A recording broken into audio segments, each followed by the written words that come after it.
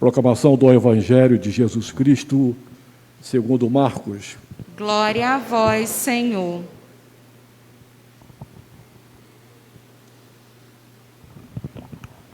Naquele tempo, disse Jesus aos seus discípulos: cuidado, ficai atentos, porque não sabeis quando chegará o momento.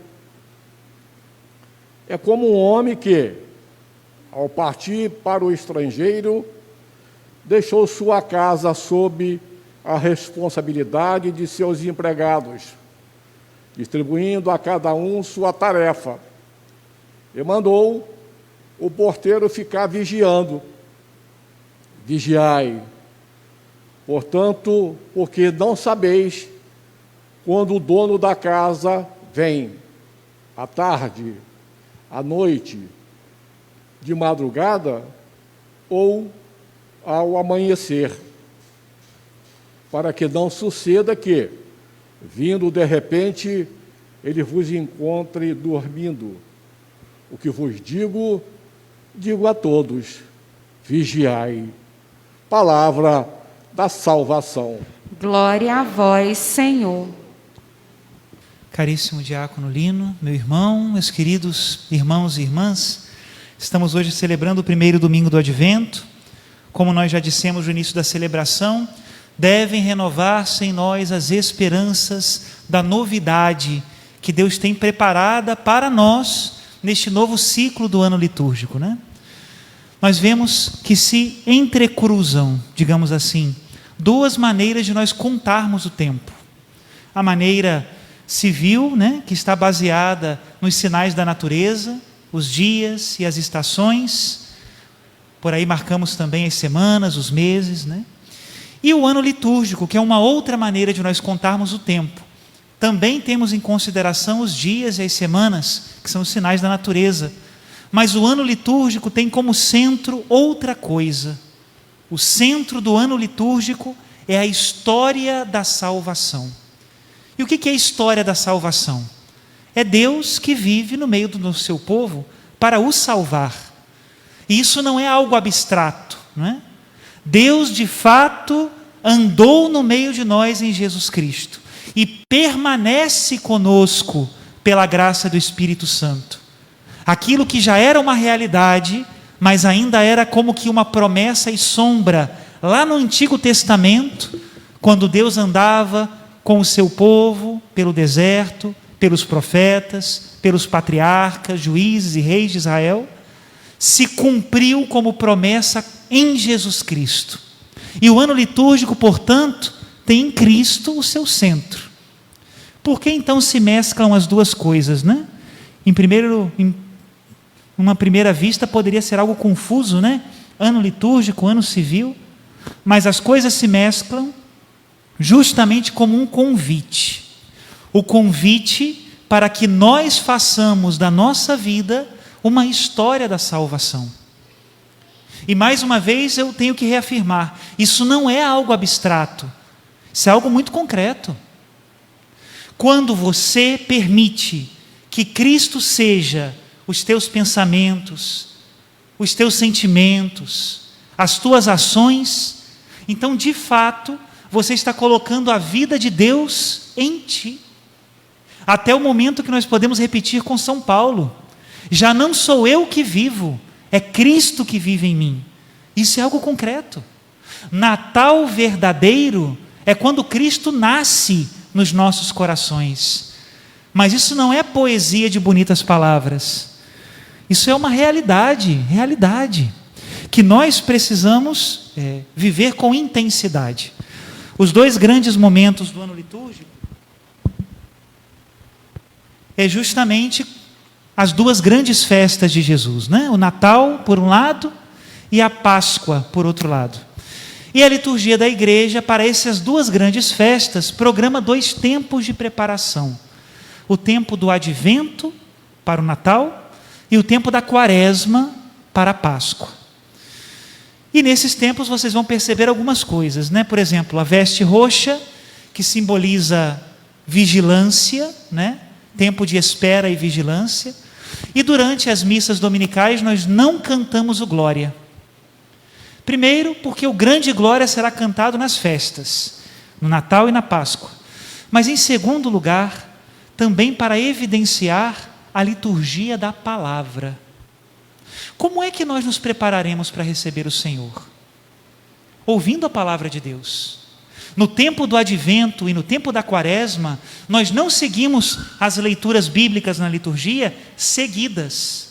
São leituras especialmente escolhidas, cada dia, para que seja como um grande retiro de preparação. E nesses momentos, a pregação é muito importante. Santo Agostinho faz uma comparação que eu penso que nos ajuda a entender isso, né? Ele diz que pela pregação nós somos como que o vaso na mão do oleiro, modelados. Inclusive, o final da primeira leitura de hoje diz isso, né? Assim mesmo, Senhor, Tu és nosso Pai, nós somos barro, Tu nosso oleiro, e nós todos obra de Tuas mãos. A palavra de Deus é como as mãos do oleiro que te moldam. São Paulo vai dizer que a fé vem pelo ouvido, né? É assim, ouvir a palavra de Deus para moldar-nos. E depois de Santo Agostinho, o que vem depois de moldar-nos? Vem a provação. O vaso moldado vai para o forno, né? A palavra que você escuta aqui e que informa a sua vida vai ser provada lá fora. E pelo fogo da provação, ela vai ganhar a forma definitiva, rígida, né? Assim nos preparamos para a vinda do Senhor, para que sejamos um vaso novo e tenhamos em nosso conteúdo Deus que virá. Ele virá no Natal. Essa é a esperança, esse é o grito do Advento, né? A liturgia da palavra de hoje nos dá duas palavras para nós meditarmos, que tem a ver com toda a vida cristã, mas logicamente no Advento tem um acento especial. Penso que com essa meditação poderíamos ter alimento espiritual para essa semana que hoje começa. A primeira palavra que nós vamos meditar é a palavra presença. Presença. E a segunda, espera. É verdade que o tempo do Advento coloca o seu acento na espera, mas a presença também é importante. Por quê?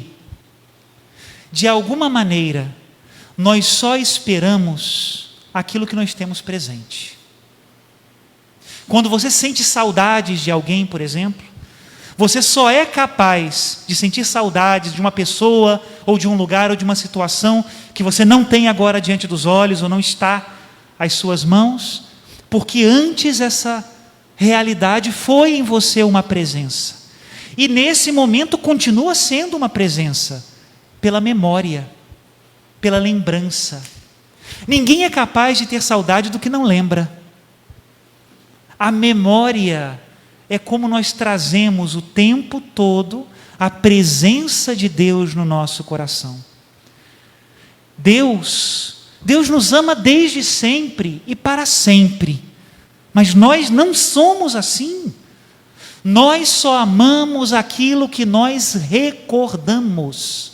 Se nós não lembramos, nós não somos capazes de esperar e não somos capazes de amar. Às vezes as pessoas colocam a mão na cabeça e dizem: meu Deus, que mundo distante de Deus, né? As pessoas parecem que não têm Deus em consideração. Claro que não. Não se lembram dele. E nós podemos cair em pecados piores se nós nos esquecermos de Deus. Por isso, tempo do Advento é tempo de presença, para que nós façamos presente e presença cada vez mais viva a memória de Deus no nosso coração. Os padres da igreja, lá dos séculos 1, 2 e 3, alguns padres que iam para o deserto, são chamados padres do deserto, de fato, né? Eles cunharam essa palavra, Memoria Dei. E eles se exercitavam nisso. Todo o dia manter viva a memória de Deus, pela recitação dos salmos, pela oração, pela penitência e pela caridade. Que a memória de Deus não se afaste do meu coração. Isso tem que ser um movimento do Advento para nós. Por isso, alguns conselhos práticos, né, para o tempo do Advento. não pode passar um dia do advento sem que você leia a palavra de Deus. Não pode ser. Eu aconselho que você leia a liturgia do dia, porque nesse tempo ela está especialmente preparada para ser todos os dias o seu alimento. Tem um padre italiano chamado Amedeo Tintini, que ele diz que o bom dia de Deus para nós é a liturgia da palavra do dia e o crucifixo. A gente tem que sempre fazer um pouco o contraste entre os dois, né? Para nós entendermos o que Deus quer de nós. É um belo conselho. A palavra de Deus, tira dela um versículo e leva esse versículo durante o dia. Recorda ele no meio do trabalho, na hora do almoço, quando retornar ao trabalho, em casa, quando passar diante de uma imagem sagrada, para que Deus seja presença. Segundo conselho, né? São conselhos de padre, né? Para esse tempo do advento traga sempre consigo um sinal religioso. Quem conhece o padre Zé Rui sabe, né? De vez em quando o padre Zé Rui bota a mão no bolso, tira o crucifixo, volta para o crucifixo, né? É um modo de lembrar de Deus. É assim. O pai de família não coloca, às vezes, né? Ou a mãe de família, a foto da família na mesa de trabalho, e olha, e recorda, e lembra por que está ali, né?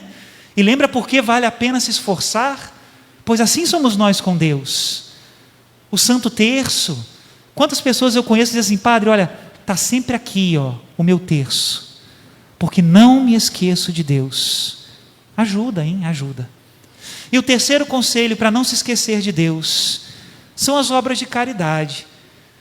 Mas não aquela esmola, né, que você entrega umas moedinhas para a pessoa parar de te importunar. Não, não, não. É a caridade por amor a Cristo. Por isso pode ser e deve ser uma caridade pensada, planejada, querida, né? Eu conheço cristãos que nesses momentos de advento e quaresma fazem uma pequena penitência a Deus. Por exemplo, padre, eu gosto de tomar a minha cervejinha, mas no advento eu não bebo. E o dinheiro que eu usaria na cerveja, eu entrego a uma obra de caridade. Belo. Quando sentir a falta da cervejinha que gosta, e é justo, né? Tomar, a pessoa vai dizer, bom, é por amor a Deus, é por amor aos filhos de Deus. E a memória de Deus volta, e volta a presença. Se a primeira palavra é presença, a segunda palavra é espera. E eu recordo mais uma vez Santo Agostinho, que tem um sermão duro, sabe, para os pastores. Ele diz assim, se vocês não pregarem isso ao povo de Deus, vocês serão responsáveis pela perdição das ovelhas. O padre lê isso e fica tremendo, né? Fala, Jesus, o que eu tenho que pregar? E ele usa aquele versículo de São Paulo, que não haverá provação que supere as vossas forças. Mas o que Santo Agostinho está dizendo é que nós devemos conscientizar as pessoas que quem segue o caminho de Deus passará por tribulação. O Concílio Vaticano II tem uma frase belíssima, na Lumen Gentium. Ele diz que a igreja caminha entre as consolações de Deus e as perseguições do mundo. E é verdade. Eu garanto a vocês essas duas coisas. Não faltará para nenhum de nós as consolações de Deus, mas também não faltarão as perseguições do mundo. Saber que vivemos num mundo que ainda espera o Salvador, é saber que vivemos num mundo imperfeito, com maldade. Não é só uma questão de erro. Às vezes as pessoas se confessam assim, né? De imperfeições. Eu queria fazer o bem, mas não fiz. Isso às vezes acontece. Mas não é uma realidade muito dura nós reconhecermos que muitas vezes nós queremos fazer o mal? E é por isso que temos que nos arrepender? Diz a primeira leitura, se rompesses o céu e descesses, as montanhas se desmanchariam diante de ti. Todos nós nos tornamos imundície, e todas as nossas boas obras são como um pano sujo. Murchamos todos como folhas, e nossas maldades empurram-nos com o vento. Não há quem invoque o teu nome. Assim mesmo, Senhor, tu és o nosso Pai, nós somos barro e tu nosso oleiro, e nós todos a obra de tuas mãos. Como é bom fazermos uma revisão de vida e encontrarmos em Deus o perdão para recomeçar. Como é bom. Iniciando então o ano litúrgico, vale a pena fazer um pequeno balanço, né? Só olho porque eu esqueço os números, né? Eu não sei se vocês sabem, mas sabem que no ano de 2020 foi um dos anos que mais cristãos foram perseguidos no mundo. 260 milhões de cristãos perseguidos. 1,5 Brasil quase, né? De cristãos perseguidos. Sabe qual é a maior causa de morte no mundo em 2020? Não é o Covid. Covid é uma realidade muito triste. Até hoje morreram um pouquinho mais de 1.400.000 pessoas. É muita gente, né? Muita gente. No mundo inteiro, né? Mas essa não é a maior causa de morte no mundo. 42 milhões morreram pelo aborto. 42 milhões de almas ceifadas antes que tivessem a oportunidade de nascer. Quando nós olhamos o mundo desse modo, nós precisamos dizer: Senhor, isso tem que mudar. E esse tem que mudar não é só fora, né? Às vezes a gente coloca isso tem que mudar nas redes sociais, né? Fazemos um barulho danado, porque hoje parece que o mundo vive virtualmente, né? Mas isso tem que mudar em primeiro lugar em nós. Reconhecer que nós vivemos num mundo imperfeito, com maldade, com injustiça. É reconhecer que eu não posso ser mau, que eu tenho que converter da minha injustiça e da minha maldade para fazer o bem. É assim. Por isso nós pedimos sempre no Pai Nosso, né? Venha a nós o vosso reino. Ah, Senhor, se rasgasses os céus e descesses, né? Nosso Senhor no Evangelho nos convida a não dormirmos, para que quando o Senhor chegue, nos encontre despertos. É uma figura de linguagem bonita, né? Que nos fala da vigilância, do cuidado vigilante com a volta de nosso Senhor. Peçamos ao Senhor então neste advento essa graça, né? A graça de cultivar a sua presença para esperar ardentemente a sua volta. Nesses momentos de silêncio, que a palavra de Deus, muito mais do que com o Padre, ecoe nos vossos corações. Louvado seja nosso Senhor Jesus Cristo. Para sempre seja louvado.